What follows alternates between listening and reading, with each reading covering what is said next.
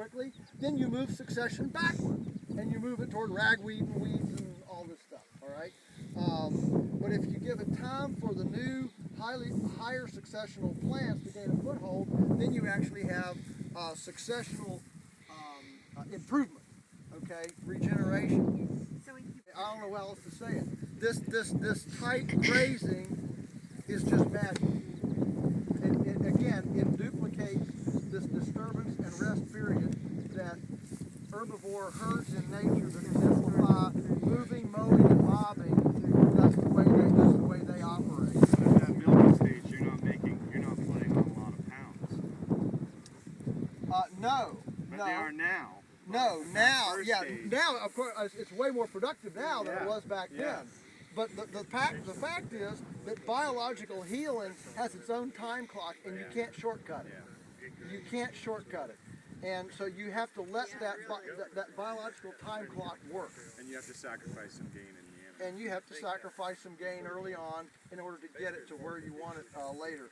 I think too that it's real interesting. You know, I like to make this point because so often in our culture right now, the radical environmental movement thinks that the best thing we can do for the landscape is to eliminate humans and that in its pristine state, nature doesn't go through any disturbance. Well, look what happened in Yellowstone Park after 50 years of a no-cut policy. What happened? Right, huge fires. It was the buildup of material. Whereas 500 years ago, the Indians and Lightning started fires routinely, and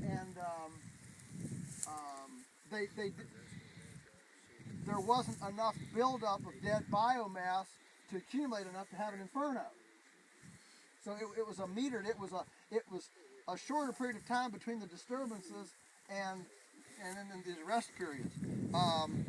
Disturbance is the key for innovation, for natural succession. Disturbance is the key.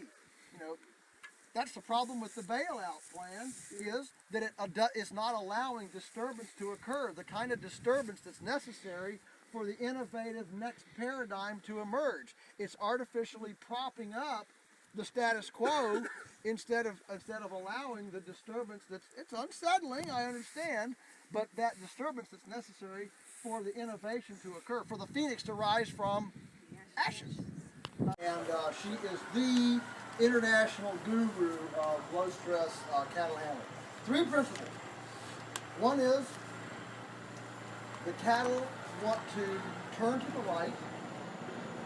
I don't know, maybe in Australia they want to turn to the left. I don't know. I just thought of that. It's on roll left handers. Which way does the water swirl? Back to the water. Very similar. All right, they want to turn to the right. They want to go out where they came in, and they want to go toward light, but not into direct sunlight. We have them right here, so we're going to run them in. Okay, we're going to run in here, and they want to go to the right. So they're going to come out this gate up here. They're going to hook to the right. So we're going to open this gate and put them in here. They're going to the right. They're going to the right. And guess what they think about right here? I'm going out where I came in. And I see light.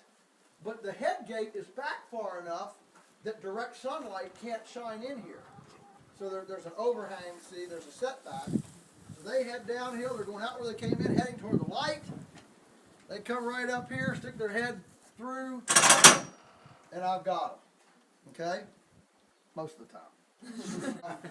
We were doing the pull the rope and pray method here, and it was pretty rough. And so he had one that was all wood because he didn't weld. So when I duplicated it, of course, it was the easy thing for me to do was just to make it out of metal and weld it up. But it's very simple. The thing I like about it is it's very quiet. Doesn't clang, bang, and all that stuff like these big. And of course, it's very cheap. You know, you can build the whole thing for just a few bucks. And I built all this actually, you know, when I was in late high school, I think. And it served us very well. Dad always, you know, laughs at, I don't think you have enough gates here, son. But I put all these gates on because, you know, you might need to work on a right front foot, left front foot, left front. And so you never have enough gates, you know, in a working area. So, you know, it's all braced up here so that, you know, it can't go downhill. I know it looks like it's going downhill, but it doesn't go downhill. It just sits there. Groove board, this is so old in my life. The only way we got lumber back when I was a teenager was we tore down neighbors' barns. And we scavenged, this is all barn scavenged lumber. See, this is old floorboarding out of an old deck flooring out of an old bank barn. This is old, okay, scavenged lumber. But this shows how cheap and simple something can be built. You don't have to spend $3,000 on a Long Valley tub chute or whatever, okay? It's not necessary. This is very functional. It's a I mean, it works better with 2 or 3 people. You can go faster. But one person can work this real easily, real gently. Just don't get in a hurry. And we castrate in here. We pregnancy check. We, you know, change ear tags. We, you know, do whatever we need to do. But it's very functional.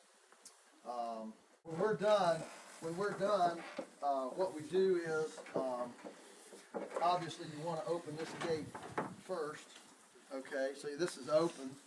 And then this is shut up here. The whole deal is to have one smooth motion of getting this off, and as they feel that pressure and want to back up, you open this at the same time and then step aside, and so you know they just flow right out. I mean, that's the plan. You never want to open the gate before you release them.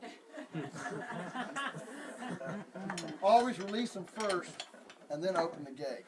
In 1/3, 1/3, 1/3, like a scoop, scoop, scoop. All right. And that is let me just say right up off the top, that's a very expensive mineral mix.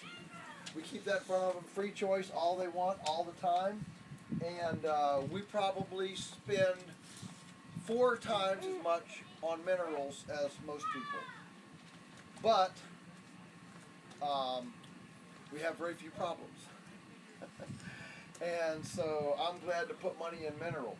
One of the things that's real important to remember yesterday when we were doing the chickens, I talked about the enzyme calpains.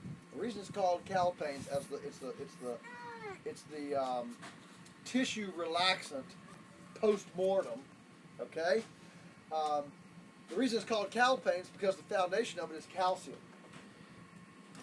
And so it's important to have plenty of calcium